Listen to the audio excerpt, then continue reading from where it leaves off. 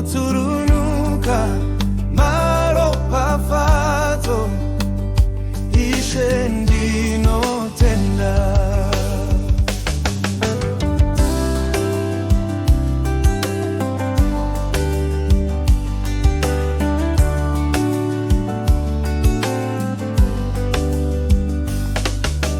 Ishe makavimbisa kuti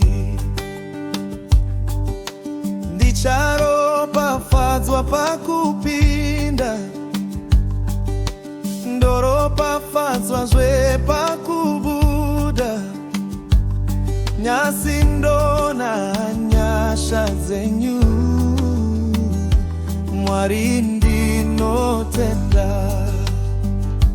Oturunuka maropafato isembura yemuchirimo.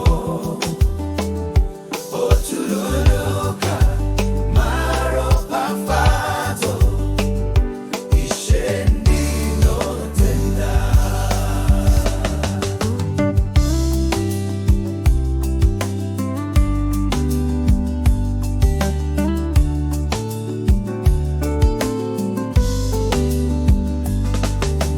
Ishe makavimbisa kuti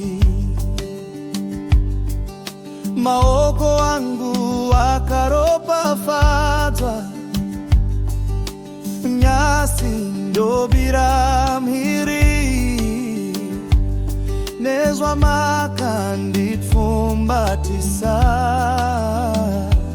Ishe ndinotenda. Oturunuka maropafato sembura yemuchirimo.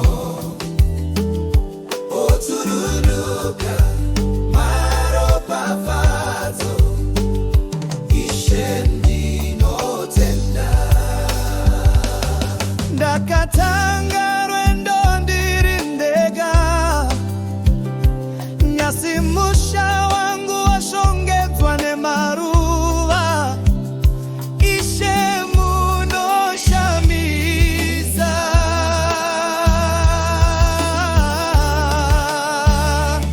Oturunuka maropafato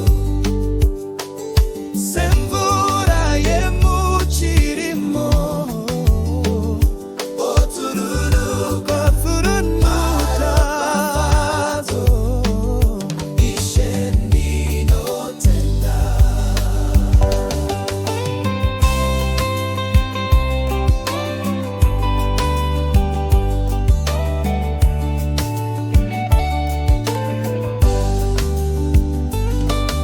Pese pese pandinoenda,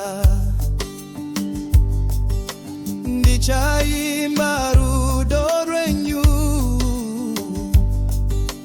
Netsitsi dzenyu kumarudzi ose. Pese pandikaenda, nyika